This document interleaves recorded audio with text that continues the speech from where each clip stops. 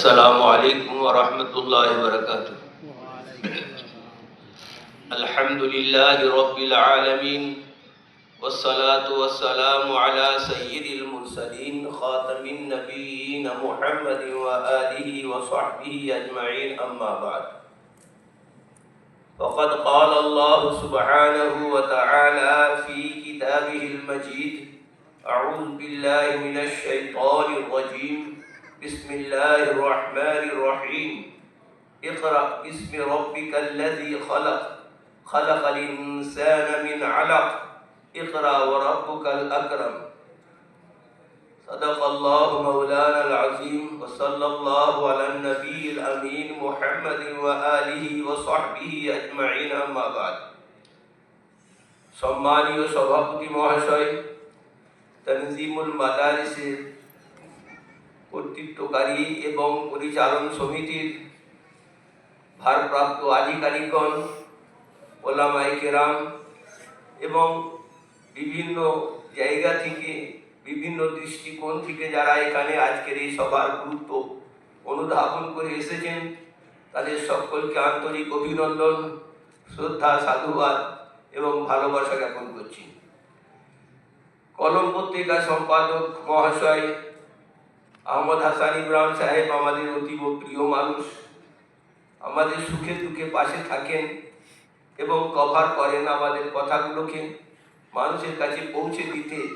সংবাদপত্র একটা বিশেষ ভূমিকা পালন করে, সেই বিশেষ সংবাদপত্রের তিনি সম্পাদক এবং যত্ন নিয়ে এই সমস্ত অনুষ্ঠানের কথাগুলো তিনি তাঁর বিচার বুদ্ধিমতো সুন্দর করে পরিবেশন করেন।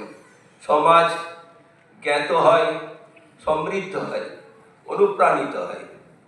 বন্ধুবর্গ, তানজিমুল মাদারিস লিল বানাত একেবারে যুগোপযোগী একটি প্রয়োজনকে সমাধা করার পথে প্রতিষ্ঠিত হয়েছে। চলতে চলতে আজ এই জায়গায় এসেছে যে শরৎ সদনে তারা একটা প্রকাশ্য সমাবেশ করেছে। আমরা জানি মায়েদের লেখাপড়া করানোর কত গুরুত্ব। মা যদি শিক্ষিতা না হন, মা যদি আদর্শ রমণী না হন, মা যদি সতী সাবিত্রী না হন, মায়ের মধ্যে যদি কিছু আদর্শের ছটা না থাকে, সন্তান সে আলোকে আলোকিত হতে পারে না। সেই জন্য মাদেরকে জ্ঞানে, বুদ্ধিতে, বিদ্যাতে, আদর্শে অনুপ্রাণিত করতে হবে, সমৃদ্ধ করতে হবে। আমরা বড় হয়ে এটা সবাই বুঝতে পারছি।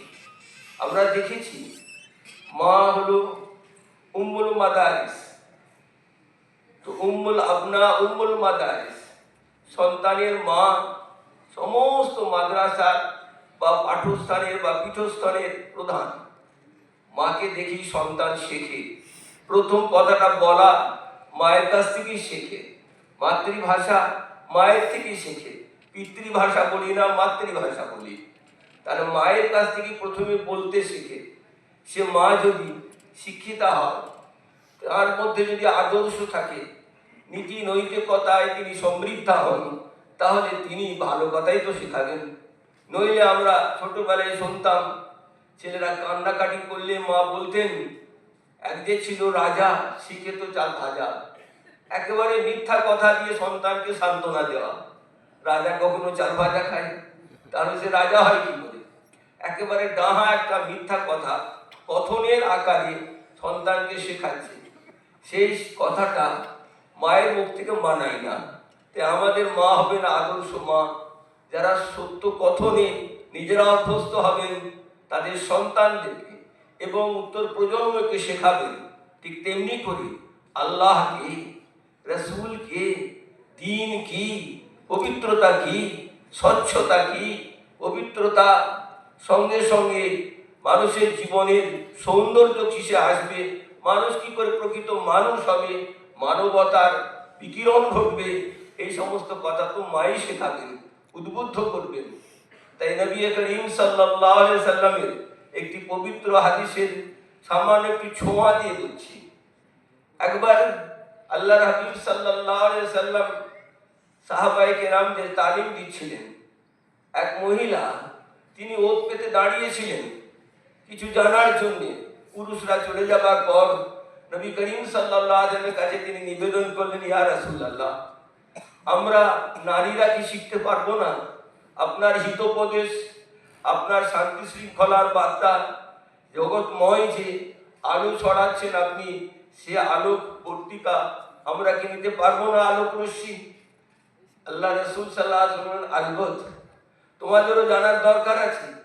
এক কাজ করো, অমুকের বাড়িতে যেখানে পুরুষের আনাগোনা নেই, পুরুষরা বাইরেই থাকে ব্যবসার কারণে কিংবা শিক্ষার কারণে কিংবা অন্যান্য কারণে, তাদের নিরিবিলি ঘরে যে মহিলারা থাকবে, অমুক দিনে অমুক সময়ে তোমরা আসবে, তোমাদেরও শেখার দরকার আছে।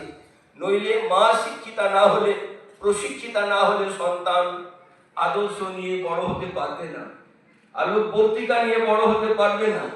আল্লাহর হাবিব সাল্লাল্লাহু আলাইহি ওয়াসাল্লাম নিয়ম করে নির্দিষ্ট দিনে, নির্দিষ্ট সময়ে, নির্দিষ্ট স্থানে নারীদের শিক্ষা দিয়েছেন। তাই নারী শিক্ষা অপরিহার্য, মাতৃশিক্ষা অপরিহার্য। তাদেরকে মায়ের মতো মা হতে সাহায্য করবে এই শিক্ষা, সেটা হোক কোরআনের শিক্ষা, সেটা হলো হাদিসের শিক্ষা। কারণ আল্লাহ তাআলা তো নর সৃষ্টি করেছেন এবং নারী, তাহলে নারীরা কি শিখবে, নরেরা কি শিখবে, আল্লাহ তাআলা তা বলে দেননি। মহানবী সাল্লাল্লাহু আলাইহি ওয়াসাল্লাম তার শিক্ষা ব্যবস্থায় তার সংকুলান রাখেনি।